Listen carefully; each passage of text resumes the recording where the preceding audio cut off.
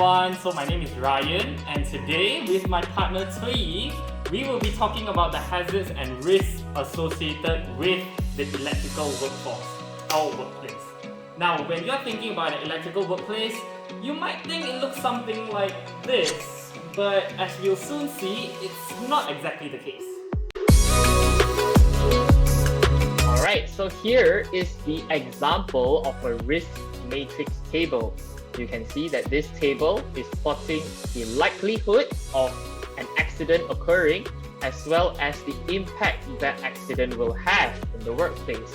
So using this table, we can qualitatively judge how dangerous that hazard is to us. And when we apply some measures or some control actions to curb that hazard, we can then use this table again to judge how far that risk or hazard has been substantially reduced. It's a little bit much to take in, but let's have a look at some examples to give you a little bit of an idea of how this risk table actually works.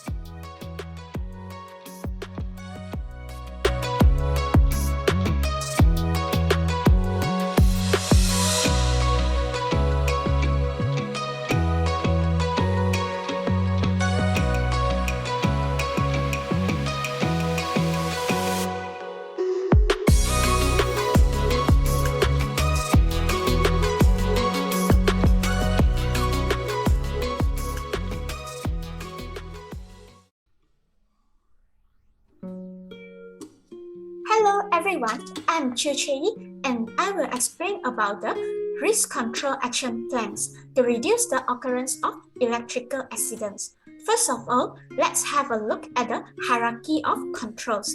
We can see that enforcing the personal protective equipment, PPE, such as gloves and hard hats is the least effective action plan. A step above that would be enforcing administrative controls, which is clearly listing out necessary instructions and procedures for safely interacting with electrical systems, such as descriptions of the hazards, the possible hazardous situations you may find yourself in, and the protective measures that need to be implemented.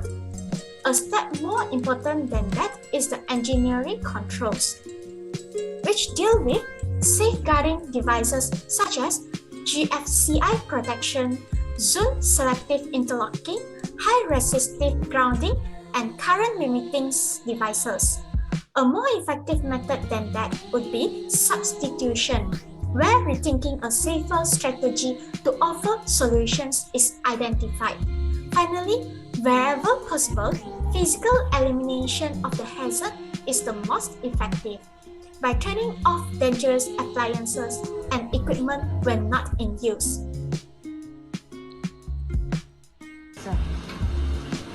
No, this is not appropriate attire in the workplace. PPE also requires proper attire for the proper workplace. When we handle electrical equipment, non-conductive hard hats and gloves should be worn. Long hair should be tied up such that it does not interfere with your vision or hands. This is wrong. It is best to remove any metal jewelry and keeps your hands free and clean. Now, this is the correct way.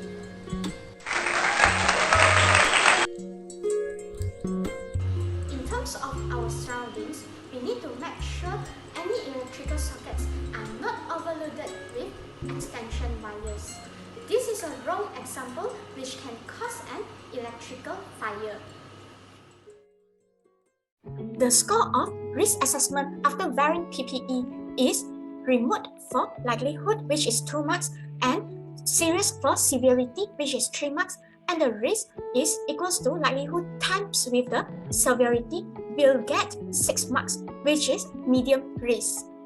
In conclusion, we need to identify the hazards in the workplace and take action plans to reduce the risk of electrical hazards. One of the easiest and safest ways to do so is by following PPE guidelines. Thus, the score of risk assessment can be reduced after control measures are